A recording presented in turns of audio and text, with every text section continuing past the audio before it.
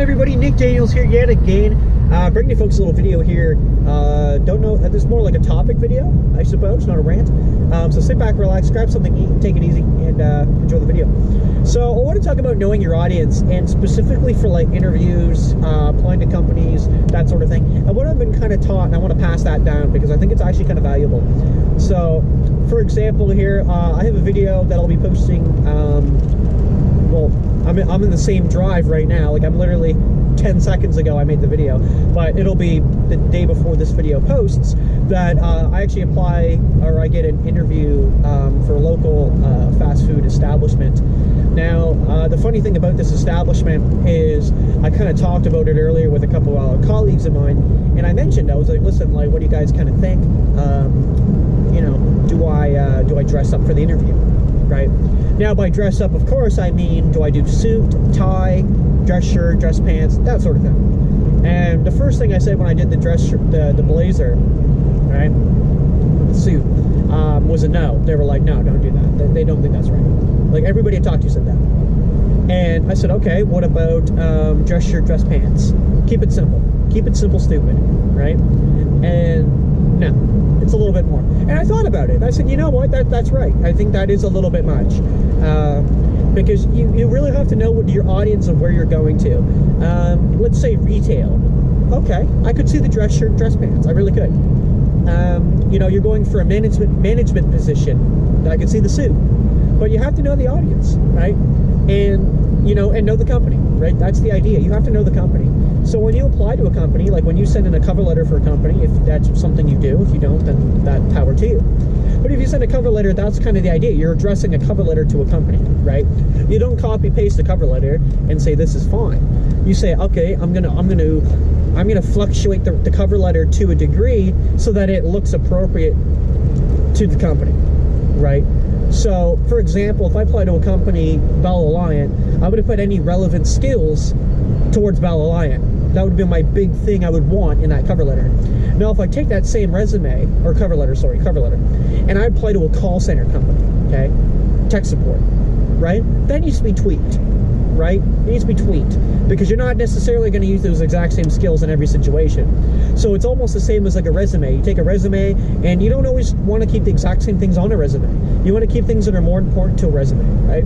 And again, that more reflect the company. Now, I'm not saying you want to have like 5 copies of a resume, go to a job fair and hand out a different copy to every company. But I'm not going to say that would be wrong either, because you're making it, you know, appropriate. Now, if you go to a job fair and you're applying to that many different types of companies, I think it'd be kind of weird. But most companies are going to resolve around the same thing, and most people kind of know what they want anyway. Like, I'm more, in my opinion, of a generalist, so I would just kind of apply to anything and keep all of it on, where someone else might be specific to, say, writing code, so they're not going to write, you know, I'm great with installing Server 2012, right, Windows Server 2016. They might not be putting that down, but they might be putting something more programming related, which makes sense. So, yeah, I think knowing your audience is actually, it's a really important step, and I fully support people when they're speaking that way, because it, like I said, it makes sense. It shows they're paying attention. And researching the company is one of the biggest assets that are available. Is, you know, most of this information is public. You could publicly go look at a company's website and see what they deal with and what they work with, and you can kind of get an idea, right? And that's kind of where I'm at, and what's something I know I need to work on is, what can I do to further that? Can I look at a company, take that information in, and then come up to them and talk to them and already know what they deal in, right? But ask them more specific questions, right? What's your company? What do you guys do? No, but you come up, listen, I've already looked into your company a little bit. Can you give me a little bit more of a day-to-day operation feel? So what I'm actually doing, like if I were to be there from an 8 to 5 o'clock, right, shift. And again, knowing your audience, right? It's like an interview. If you go to an interview, like I said, it's the same idea. It's also knowing what kind of questions to ask.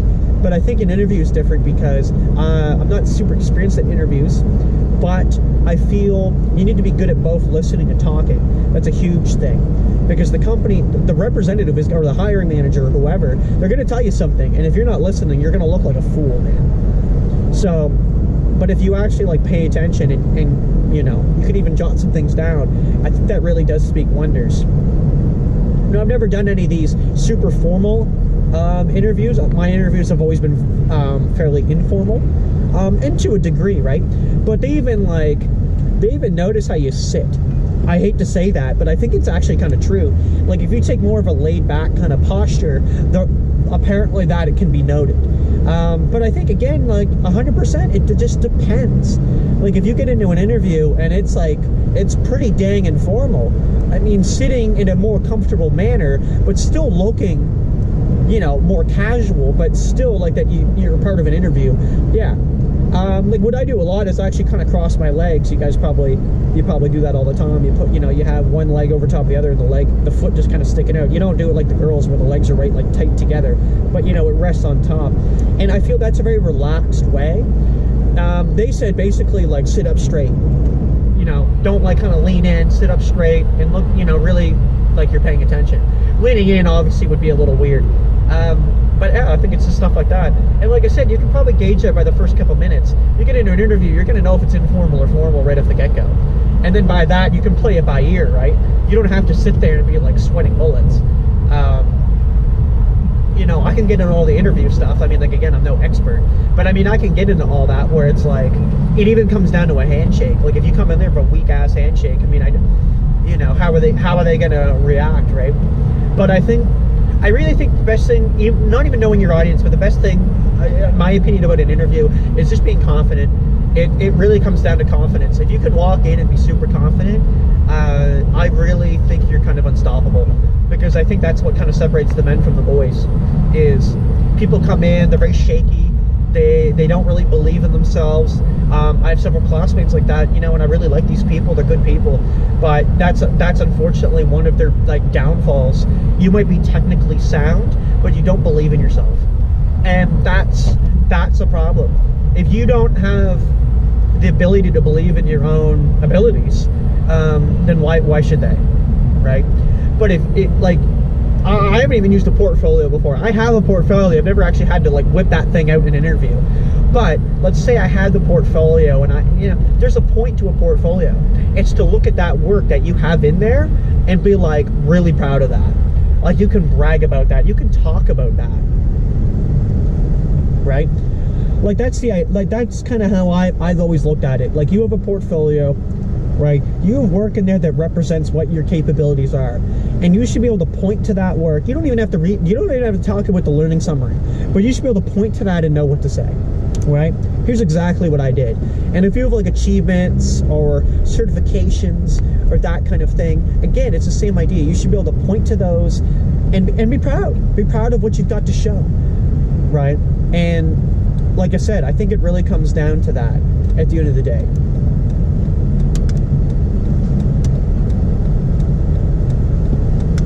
Alright, sorry, I just had to cross over the road there. I always just go right quiet because I like to concentrate. But that's kind of it there, folks. I got about 5 minutes and I'm going to jump into this interview, actually. So, hopefully I do the after video here. And I'm going to park, like, far away so it doesn't look like I'm just creeping. Like 2 lots down.